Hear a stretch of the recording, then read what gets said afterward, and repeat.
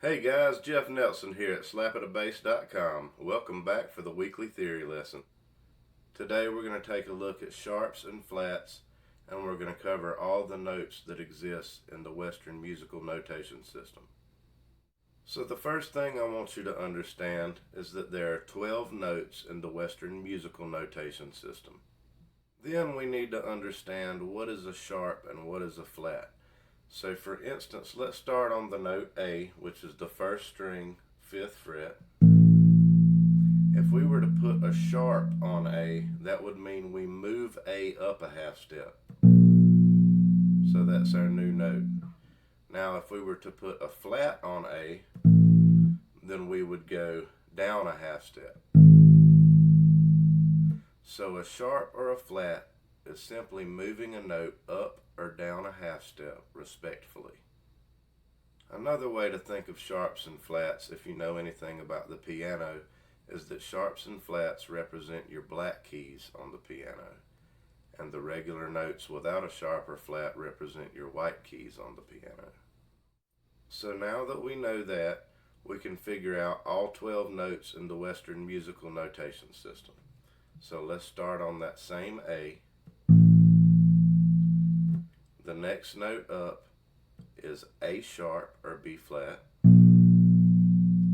The next note up is B. The next note up is C.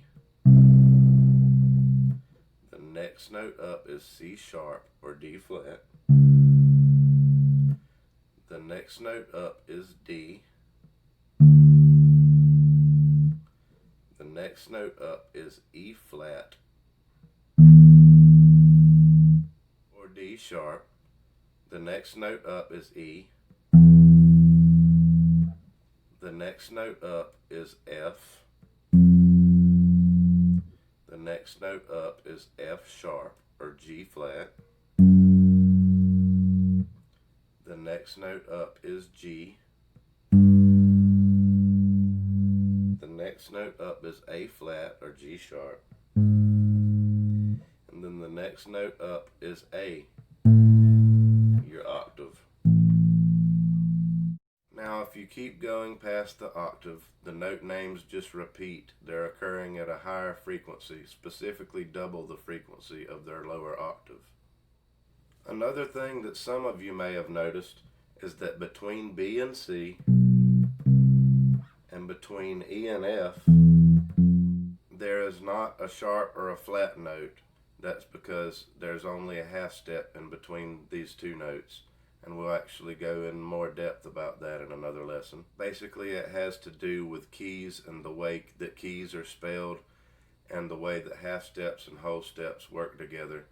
So if we use some other type of notation where you specifically named each note, it wouldn't work out the same way and it wouldn't be as well organized as the system we have now.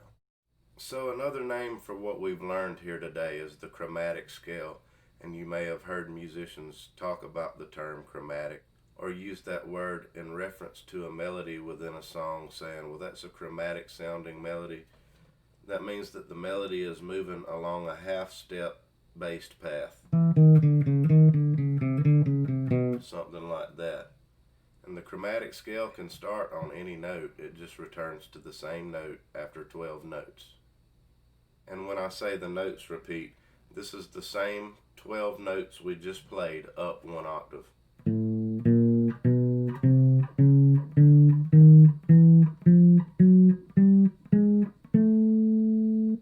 Hear the difference?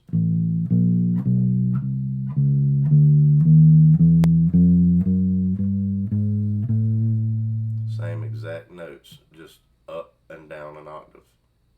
So if you watched my lesson on the major scale, technically you've just learned your second scale. Well, that's it for today, guys. Hit like, hit subscribe, follow the link in the description, and remember to slap at a bass.